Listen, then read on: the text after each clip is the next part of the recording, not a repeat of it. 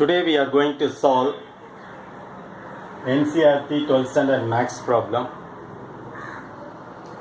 This question was asked in the year 2012. It comes under the chapter inverse trigonometric function.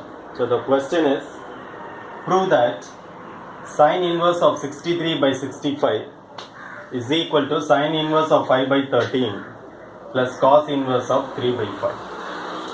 Now if you take this sine to the other side, so it will become 63 by 65 is equal to sine of this term, sine inverse of 5 by 13 plus cos inverse of 3 by 5. Okay, that means by taking the right hand side, we have to get the result 63 by 65. That's the answer. So I will make this as theta, this as theta, and this term as phi. So this is of the form sin theta plus sin phi. Okay. So we know that sin theta plus phi, sin theta plus phi is equal to sin A cos phi is sin theta cos phi plus cos theta sin phi. That means if you find the values for sin theta, cos phi, cos theta and sin phi, we can solve the problem. Okay. Now we have defined theta. What is theta? Theta is equal to sine inverse of 5 by 13. That means sin theta is equal to 5 by 13. Now we will plot the values in the right angle triangle. So now I call this as theta. So opposite side is 5, hypotenuse is 13. Now we should find out adjacent side. So we will apply Pythagoras theorem. So Pythagoras theorem, 13 square is equal to 5 square plus, we don't know this side, so I call it as x, so x square. So 13 square is 169 minus 5 square is 25 is equal to x square.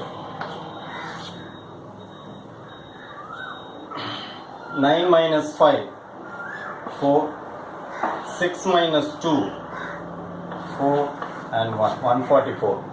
So 140, 150, 169. So okay, this is x square. Now x is equal to plus or minus root of 144 plus or minus 12. Since it is a length, we take positive value. So the x value here is equal to 12. Now we have the value for sin theta, and we need cos theta also. So from this triangle cos theta, adjacent side by hypotenuse, which is 12 by 30. So now we can substitute these values directly here. Okay, that means sin theta we have 5 by 13,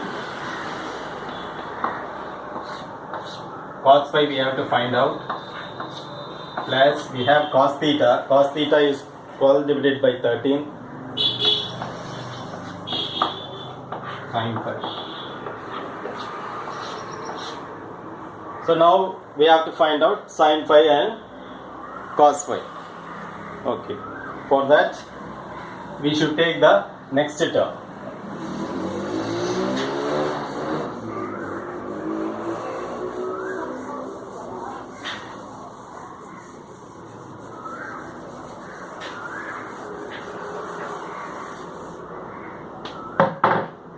So the next term is phi equal to cos inverse of 3 by 5. That means cos phi is equal to 3 by 5. Once again we draw the right angle triangle. This is 90. I call this angle as phi. So this is adjacent side is 3, hypotenuse is 5. So this value is unknown, so I call it as y. So hypotenuse 5 square is equal to y square plus 3 square. Now y square is equal to 5 square 25 minus 3 square 9, which is 16. Y square equal to 16. Y is equal to plus or minus root of 16, which is equal to plus or minus 4. We don't take the negative value because it is a length. So here the y value will become 4. So what we have to find out, we need cos pi. Cos pi we have already. This is 3 by 5. The only term we need is sin phi.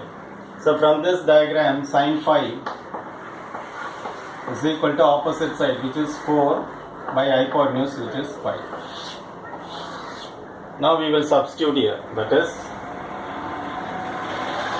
5 by 13 into cos phi. Cos phi is 3 by 5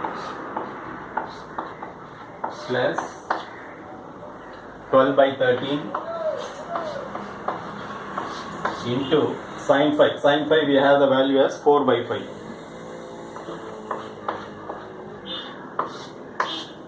Okay.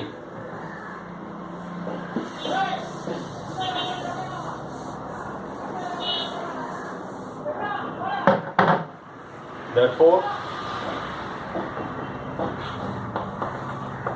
sin theta plus phi is equal to, this 5 gets cancelled, so 3 by 13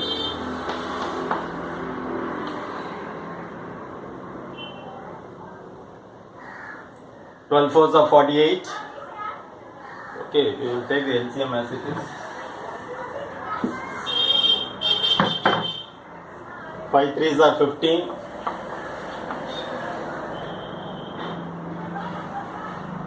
5 threes are 15. Balance 1. Find the 5 plus 1, 65, the first term. The next term, 12 fours are 48 by 13 into 5, which is 65. That is LCM is 65, 50, 65, 63. So we got the right hand side. Okay. Now what is sin theta plus phi? Sin theta plus phi is nothing but this one. That is sin theta. Theta is sin inverse of 5 by 13 plus cos inverse of 3 by 5. Okay, now we got the value as, just substituting theta and phi value as it is, we got it as 63 by 65. You bring the sine term to the other side, so what will happen? So sin inverse of 5 by 13 plus cos inverse of 3 by 5 is equal to sin inverse of 63 by 65. So this is what we have to prove, and we got the result. Sin inverse of 63 by 65 is equal to sin inverse of 5 by 13 plus cos inverse of 3 by 5. So that's all about this problem. Hope you have understood this problem. Thanks for watching. Nandri.